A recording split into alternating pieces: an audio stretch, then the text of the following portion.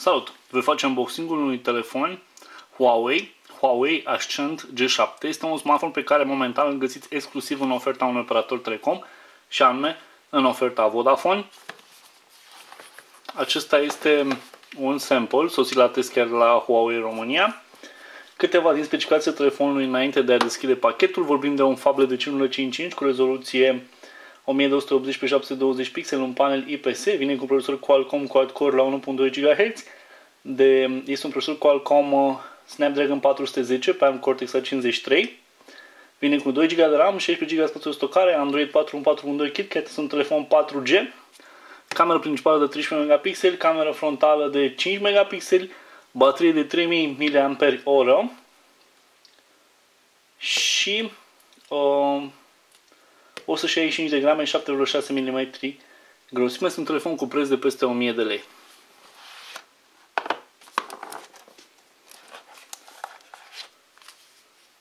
Telefonul,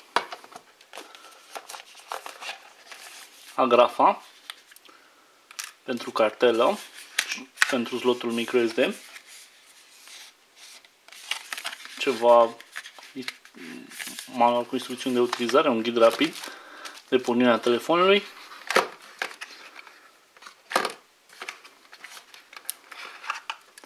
încărcător pe USB 2.0, căști clasice, seamănă cu cele de la Apple, pe jack de 3.5 mm, cablu micro USB USB 2.0,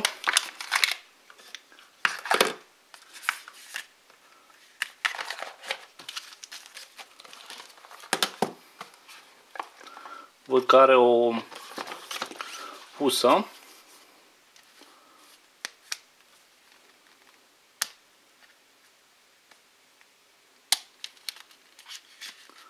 o să-l vedeți ca atare.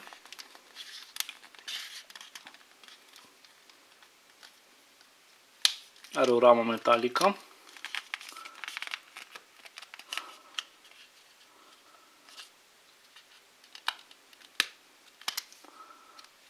Nu vrea să mă asculte.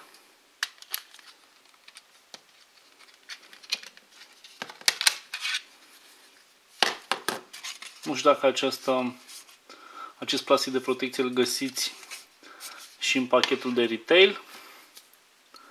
Așa arată phabletul chinezesc. Are o ramă metalică destul de pronunțată, de impresie de rezistență, de soliditate, și spatele telefonului este fabricat tot din metal, cu excepția acestor zone din plastic, un plastic alb.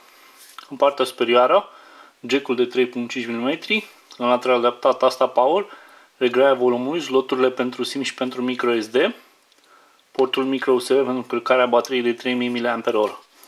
Este un telefon care arată foarte bine. Este un telefon pe care, dacă nu aș cunoaște specificațiile hardware, l-aș încadra în segmentul premium.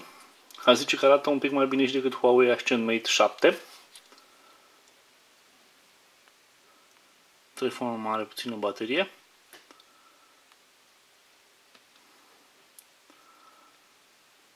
Vedeți interfața pe care Huawei o pune pe telefoanele sale.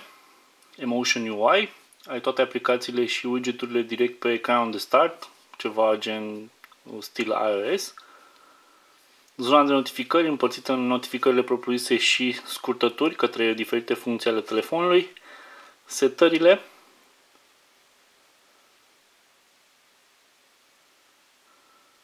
Este un telefon care rulează, cum spuneam, Android 4.4.4 KitKat cu interfața Emotion UI 3.0. Se vede câteva specificații: quad-core la 1.2, 2 GB de RAM, 9,71 GB spațiu de stocare din cei 16 GB oferiți în mod teoretic. La baza ecranului lipsesc tastele capacitive, sunt controle de tip touch buttons. De aceea, deși vorbim de un phablet de 5,55, masivitatea nu este foarte pronunțată. Îmi place, designul îmi place, văd că și la nivel de interfață se mișcă bine.